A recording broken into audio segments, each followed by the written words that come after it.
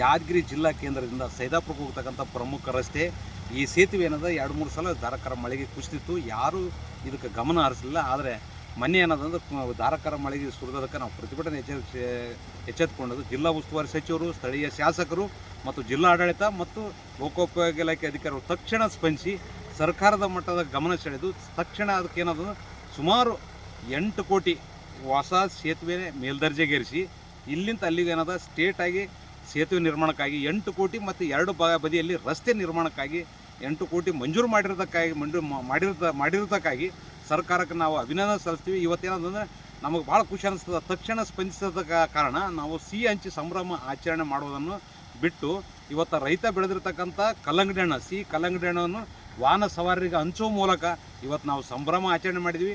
ಜಿಲ್ಲಾ ಉಸ್ತುವಾರಿ ಸಚಿವರು ಶರಣಬಸಪ್ಪ ದರ್ಶನಪುರ, ಸ್ಥಳೀಯ ಶಾಸಕರಾಗಿರ್ತಕ್ಕಂಥ ಚನ್ನಾರೆಡ್ಡಿ ಪಾಟೀಲ್ ತುನ್ನೂರು ಮತ್ತು ಜಿಲ್ಲಾ ಅಧಿಕಾರಿಗಳು ಮತ್ತು ಜಿಲ್ಲಾ ಮಟ್ಟದ ಲೋಕೋಪಯೋಗಿ ಇಲಾಖೆ ಅಧಿಕಾರಿಗಳಿಗೆ ಇವತ್ತೇನದು ನಾನು ಧನ್ಯವಾದ ಹೇಳಕ್ಕೆ ಪಡ್ತೀನಿ. ತಕ್ಷಣ ಈ ಕಾಮಗಾರಿಯನ್ನು ಮುಗಿಸಿ ಈ ಭಾಗದ ಸಾರ್ವಜನಿಕರಿಗೆ, ರೈತರಿಗೆ, ಶಾಲಾ ಮಕ್ಕಳಿಗೆ, ವಾಹನ ಸವಾರಿಗೆ ಅನುಕೂಲ ಮಾಡಿಕೊಡಲು ಕಠಿಣ ಕ್ರಮ ಕೈಗೊಳ್ಳಬೇಕಂತಕ್ಕಂಥದ್ದು ನನ್ನ ಮನವಿ.